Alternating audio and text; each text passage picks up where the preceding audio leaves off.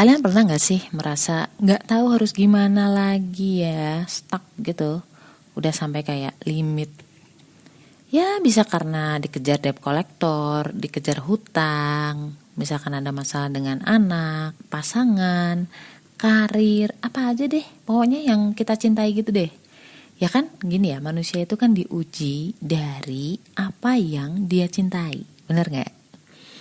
Kita tuh kayak gak dibiarkan memproklamirkan bahwa kita mencintai sesuatu kecuali kita akan diuji dari hal-hal itu. Ya mau yang bilang mencintai Allah, mengimani uang, mengimani materi, pasangan, dunia, pokoknya semuanya lah. Intinya lu cinta kepada apapun itu, lu percaya kepada sesuatu itu, pasti akan diuji di soal itu. Apa sih ngomongnya? Ya contohnya gini deh. Jadi prioritas utama hidup gue adalah anak-anak misalkan. Karir itu nomor kesekian. Jadi ya ujianku ya di anak gitu. Tapi itu akan sangat beda dengan orang-orang yang mungkin saat ini lebih mementingkan karirnya dibanding anak atau dibanding suami. Biasanya yang membuat dia gelisah, gundah, gulana gitu ya. Itu ya di bagian karir gitu, kerjaan. Orang-orang yang stuck itu, orang-orang yang udah aduh gak tahu harus gimana lagi deh gitu kan. Itu bukan untuk orang-orang yang sebenarnya udah nyerah duluan sebelum berusaha. Jadi contohnya gini deh, gue punya temen, ketika dia diharuskan konsultasi atau negosiasi sama bos, ya karena ada masalah gitu kan, belum apa-apa nih dia udah bilang gini, duh kayaknya gak akan berhasil deh mbak, duh kayaknya ngelihat dia bos kita kayak gitu karakternya kita kayaknya gak akan dapet deh apa yang kita mau. Nah itu, jadi belum apa-apa, belum ada usaha, dia udah menyimpulkan duluan. Nah itu gak akan berlaku yang kayak gitu. Jadi orang-orang yang stuck, orang-orang yang sampai ngomong, aduh gak ngerti lagi harus gimana, itu orang-orang yang biasanya tuh udah sampai limit, udah ngeluarin semua yang dia bisa, semua pikiran-pikiran dia, ya pokoknya semuanya lah, sampai mentok. Nah kita akan bahas, semoga dengan ini akan lebih menenangkan kalian. Assalamualaikum warahmatullahi wabarakatuh. Hai, ini Ria, kamu lagi ada di podcast Self Healing, podcastmu yang sedang belajar berdamai dengan luka melalui psikologi Islam. Insya Allah. Yang otak tuh kayak gak bisa diajak mikir lagi, tapi hati tuh rasanya kayak berat banget, worry. Dan banyak orang yang tidak tahu lagi harus gimana, akhirnya mereka memilih mengakhiri penderitaan mereka dengan bunuh diri. Ya aku gak nyepelein ya, ketika lo berada di posisi kayak gitu, hati, akal, bahkan fisik itu kayak beneran berhenti bekerja. Lu bayangin ya, kayak lagi dikejar-kejar dinding berduri ya, kalau misalkan lu main game. Jadi dinding berduri itu tuh ngejar kamu, makin mendekat, lo lagi di lorong, terus mendekat, dan kamu tuh udah sampai mentok di pojokan. Ya kayak gitulah rasanya.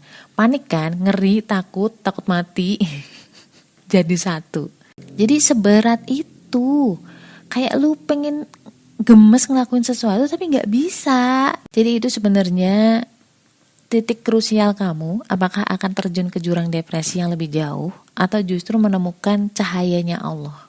Diawali dari rasa buntu, putus asa gitu kan. Makanya Allah bilang kan, melarang kita untuk berputus asa dari rahmat Allah. Ya kalau gak kenal Allah ya gak akan paham tentang kalimat itu. Dan mungkin gak akan percaya kalimat itu juga gitu. Dunia itu kan emang terbatas ya. Kekuasaan kita itu juga terbatas. Kekuatan kita juga terbatas.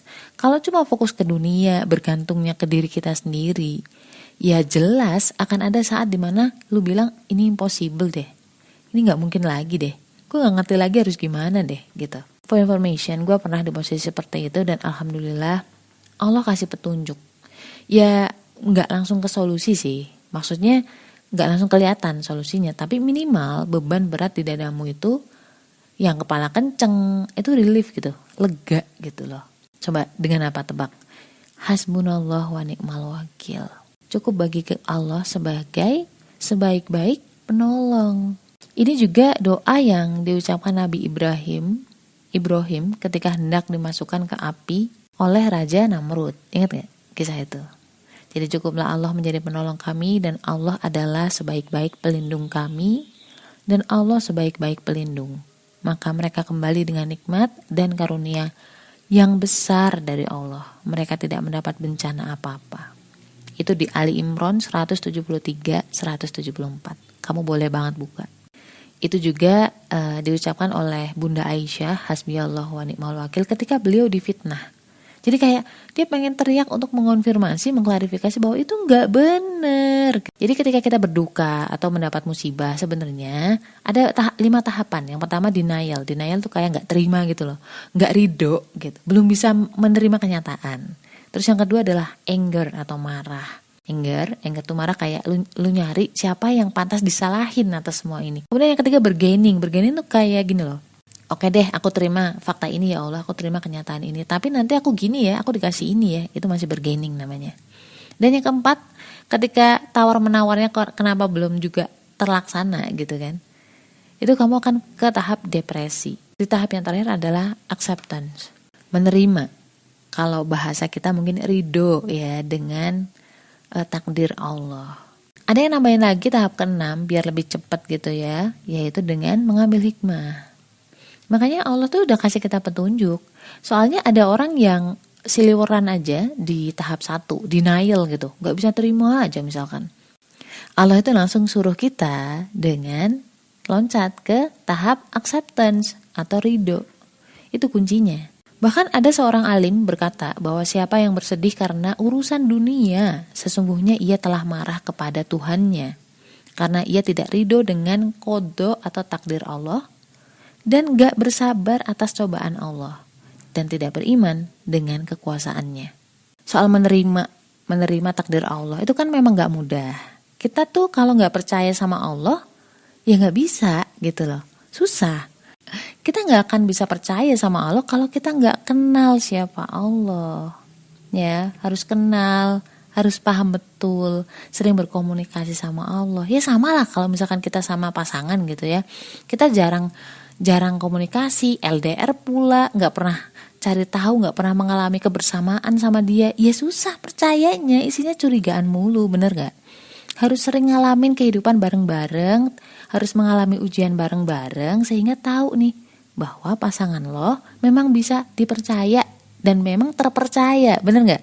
Kayak obat lah misalkan, lu kadang-kadang, atau dokter deh, lu harus nyoba dulu kan, ya, menguji dulu satu-satu sampai tahu bahwa oh dokter ini teruji, oh dokter itu belum teruji, oh dokter ini ternyata gagal, misalkan gitu, misal ya. Walaupun sebenarnya yang menyembuhkan juga bukan dokter tapi Allah.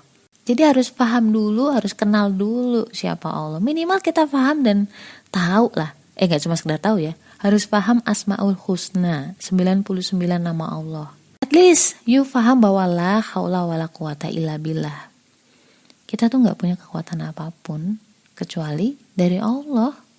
Di saat mentok kayak gitu tuh Allah ngajarin kita loh bahwa kita itu sebenarnya nothing tanpa Allah. Kita tuh bukan apa-apa, bukan siapa-siapa. Yang selama ini kita bangga-banggain ikhtiar-ikhtiar kita tuh sebenarnya karena Allah izinin, tau gak? Serahkanlah semua urusan ke Allah. Jadi gue inget tuh lagu zaman dulu, serahkanlah hidup dan matimu. Tapi itu bener loh. Yang Allah mau di saat itu adalah kita berserah, mengaku bahwa kita tuh lemah, mengaku bahwa cuma Allah nih yang bisa nolong kita. Itu hikmahnya. Itulah pelajaran atau hikmah yang bisa kita ambil ketika stuck di posisi musibah yang benar-benar bikin lo tuh kayak depressed. Dan itu pelajaran yang sangat mahal dan tinggi. Akidah, tauhid, tawakal. Gak semua dapat kesempatan itu loh. Dan sesaat setelah berserah nih, insya Allah beban hati kamu tuh langsung Allah angkat. Rasanya tuh benar-benar plong banget. Gue gak akan bisa ngomong ini kalau gak pernah ngalamin sih. Dan bukankah sebenarnya akar kata Islam adalah menyerah, berserah kepada Allah atas semua urusan kita. Selanjutnya jangan lupa juga berdoa, berharap bahwa kita dikuatkan sampai ke solusi. Sebenarnya kalau solusi itu tuh udah ada gitu. Udah on the way, pelan-pelan, fading in gitu kan. Tapi karena kita panik, gak bisa ngeliat, kacamata kita burem, jadi gak kelihatan ya. Karena ketakutan, anxiety, depresi. Makanya disuruh tenang dulu. Ya mirip-mirip ketika kita nyari kacamata gitu ya, kemana-mana panik gitu ya, sampai ke lemari, kemana lah, ke bawah, ke kolong, ternyata kacamatanya lagi dipakai sama kita sendiri. Kita tuh merasakan keberadaan Allah lebih sering gitu, lebih berasa aja, ayem gitu loh. Pernah gak sih ketika lo berada di rumah, walaupun mungkin di situ sama suami lo, tuh dia nggak ngapa-ngapain, paling main HP doang, tapi ayem kan ngelihat dia gitu, ayem gitu, tenang. Seperti itu juga ketika kita merasa bahwa Allah tuh di situ loh. Allah tuh gak kemana-mana loh. Dan setelahnya insya Allah dengan itu mudah-mudahan setiap nafas kita menjadi ibadah. Amin. Semoga yang saat ini sedang merasa buntu, Allah angkat beban itu dan memberimu ketenangan lahir batin, serta menghadiahi kesabaran, sehingga bisa mengambil hikmah. Dan ketahuilah, hanya dengan mengingat Allah, hati akan menjadi tentram. Itu ada di Ar-Ra'd ayat 28. Bersama kesulitan akan ada kemudahan, sesungguhnya bersama kesulitan akan ada kemudahan.